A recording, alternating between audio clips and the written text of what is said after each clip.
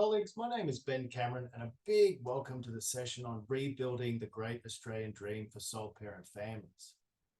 Now, I have absolutely no idea how to rebuild hair on the back of my head, but I do have some research knowledge about building transitional community housing that can raise sole parents' aspirations and open the door to home ownership.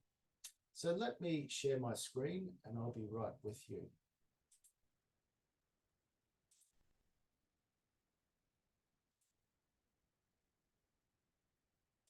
Okay, so my thesis specialized in researching how a sole parent can go from a state of homelessness with kids to home ownership here in Australia. I interviewed sole parents that found themselves at risk with nothing to fall back upon except their own two hands. They say we can judge the heart of a person by how they treat animals, but I also think we can judge the heart of a nation by whether its people can transcend poverty and actually become homeowners. I want to take you on a journey of possible outcomes during this presentation. Let's say you are this sole parent here. You've found yourself divorced after a bankrupt business or relationship failure, or you've fled to domestic violence. You have no career. You have no savings. You have no child support payments coming in, and you have no family to fall back upon. The only assets you have are your own two kids, an aspiration to become a nurse, and all you have to rely upon, once again, are your two hands. Will you regain your footing and find that home ownership is indeed possible, or will you find that you are locked in a prison sentence of poverty? To answer this, my thesis asks two fundamental questions: whether it is possible for you to go from zero to hero and become a homeowner in Australia, and what sort of community housing environment would you want to live in that can raise your earning, learning, and parental aspirations and provide a pathway to home ownership. So before I share with you the community housing results, let's dive deeper into what's going on for actually sole parents. So 1/3 of sole parents find themselves locked in poverty. That's 680,000 sole parents trapped on quintile 1 incomes of low income. 30% have a mortgage relative to 60% for nuclear families. Sole parents suffer rental discrimination from real estate agents that prioritize applications from singles and nuclear families. And Australian sole parents, most disconcertingly, have some of the lowest employment rates across the entire OECD, with only Turkey having lower employment rates. And remember, these are aggregated statistics, so they take into consideration that some sole parents may have positive enablers in terms of an established career and some savings to fall back upon. But there is no longitudinal data tracking the outcomes for those that have no savings, no child support, no extended family, and no established career. So why are sole parents struggling so much with social mobility? What is actually going on? In order to answer this question, we need to examine social mobility through the lens of these four pillars. Build capital, where a sole parent can actually access affordable housing for rental purchase that costs less than 30% of their income.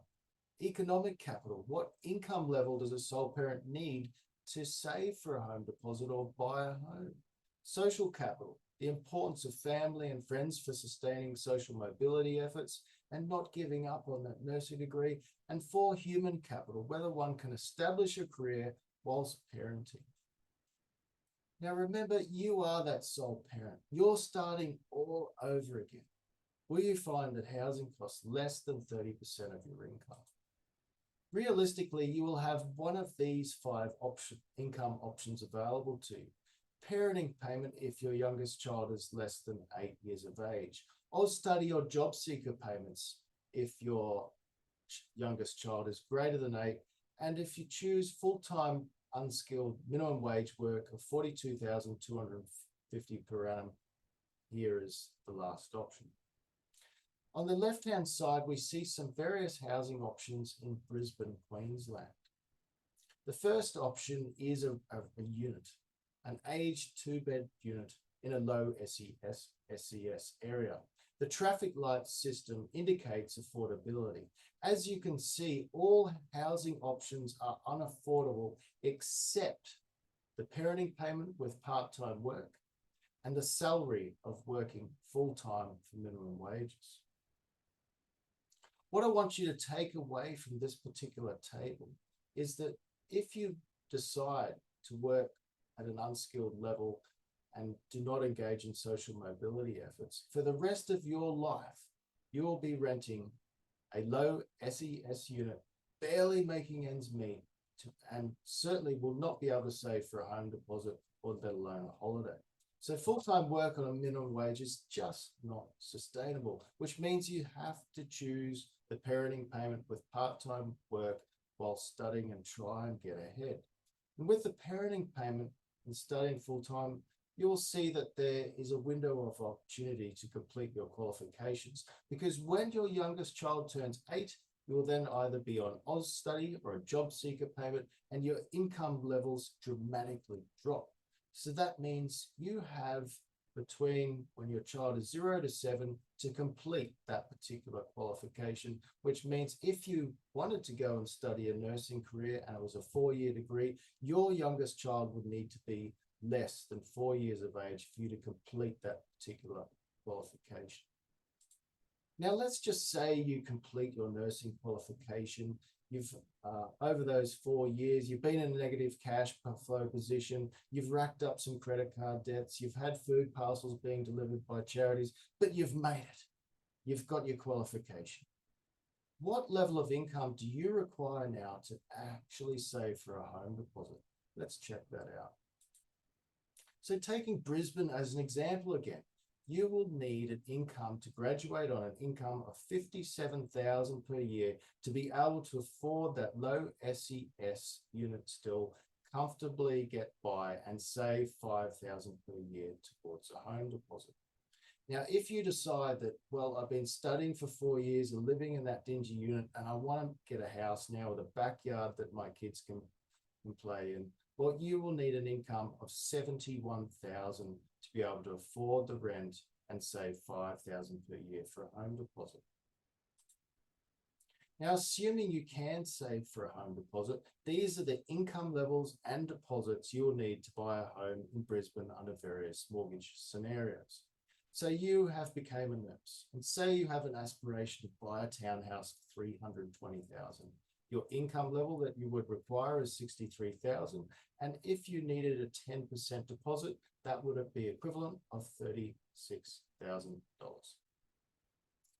So with that $36,000, that is actually equivalent to saving for 7 years. So assuming you are still in that 2-bedroom little unit, saving $5,000 per year, that's a 7-year time period to save.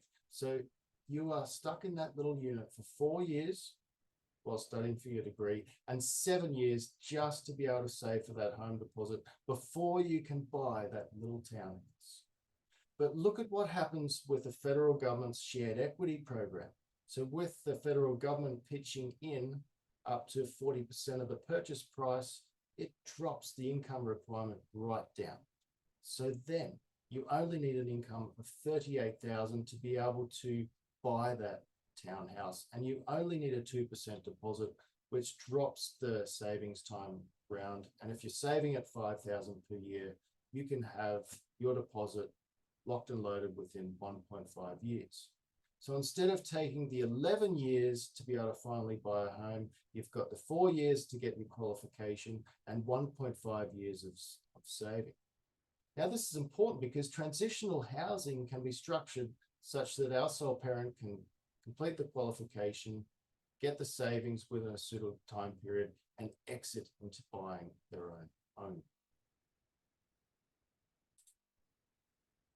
Okay, so we've established some house and income benchmarks, but now how important is social capital in supporting you that have found yourself with nothing but your own 2 hands to get on your feet? Well, extended family support shows as being extremely important, because say you find yourself on the street, you've got nothing to fall back upon. Well, 1 in 7 people actually reside in a multi-generational home for survival. And I'm not talking about families and kids. I'm talking about adults living together. And what this does, when you're in that sort of situation of being in a housing crisis, you've got a safety house. You can be that boomerang child that returns home. You've got somewhere to go. And while you're there, you can start to accumulate savings. And on average, parents give their adult children $14,000 in the event of a crisis. And they also provide in-kind child money. So say you have that aspiration to be a nurse and your kids are going on place and you're going on a hospital placement, your kids can lump in with your parents and get some in-kind child money. How fantastic is that? But what happens when you don't have this at your disposal? So that brings us to the last pillar, human capital. Your ability to sustain studies and establish a career and higher income. But what is most disconcerting is if you don't have that extended family support. So remember, you are that sole parent. You're working, you're studying, you're in a negative cash flow position, struggling to pay the rent and get by. And the only thing you have to look forward to is graduating from that degree and making it through. But will that take a toll on you over time? Yes, it can. You can find yourself sacrificing meals, begging for food parcels, and being unable to go anywhere or do anything except wait for the next bill. Years and years of unaffordable housing impacts your mental health so much that your aspirations are replaced with depression and you can give up the fight. You may choose to associate with the wrong crowd and you get dragged down by others and find that your confidence and your parental abilities start to reduce. And with that, you find yourself in the complete dependency phase, engaging in self-coping mechanisms such as drug and alcohol addiction, and worst case, handing over your kids to foster care. So what can be done about this negative cycle? Well, I actually interviewed sole parents that found themselves in that deterioration of well-being, and what they told me is that they want to live in an intergenerational housing community. So I'm talking about a housing community that brings together other sole parents in a similar situation. It brings together senior citizens over the age of 55 into an adopt-a-grandparent format. And when you bring these two population groups together and instead of keeping them separate, symbiotic outcomes results. And those social impact outcomes are in the form of parental support and role models for children, because you've got grandma or grandpa on site that can provide some support to the kids while the sole parent is out working and studying. You've got peer support groups that can be structured on site, for instance, for sharing and friendship, which sole parents said is so vital to maintaining a collective determination of accountability. They really want to live in an environment with other sole parents that are studying, trying to get ahead and do the right thing so that they're dragged up, not dragged down. And when you bring together peer support groups, when you bring together adopt-a-grandparent programs, all within the one housing community, all of a sudden it becomes child developmentally friendly. And when you have such a community, it can become domestic violence preventative, because a perpetrator doesn't want to be seen by violence. And if you're connected with all your neighbors and all your peers, they're less likely to come around. And when you bring all this together, you create an environment that brings a sense of life purpose, and where a sole parent can imagine them getting on top of their goals and becoming a homeowner in the future. So what I'm getting at is that social impact requires more than just bricks and mortar and providing a home. It requires a pathways approach where sole parents can view their present sacrifices as having future rewards. Imagine our nurse knowing that an intergenerational co-living environment is available to them. So for the next 4 years of their study and 2 years that it takes to save for a home deposit, there is security of tenancy in that transitional housing environment, and they can complete those qualifications and keep their goals and dreams alive. So are there any international precedents? Yes, there are precedents out there overseas, but due to time constraints, I cannot discuss those with you all today. But what I'm looking for is a community housing provider that can partner and pilot the construction of the first intergenerational housing community in Australia. To sum up, sole parents are experiencing poor social mobility outcomes in a state of social isolation by themselves. Intergenerational living is a social impact solution that can power up the Great Australian Dream again for sole parents and their kids. It just requires construction by a community housing provider and to pilot this thing and get it going. If you have any questions, feedback, or know of a suitable community housing provider, I would love to hear from you. Thank you very much for your attention, and I hope to connect in the future. Thank you.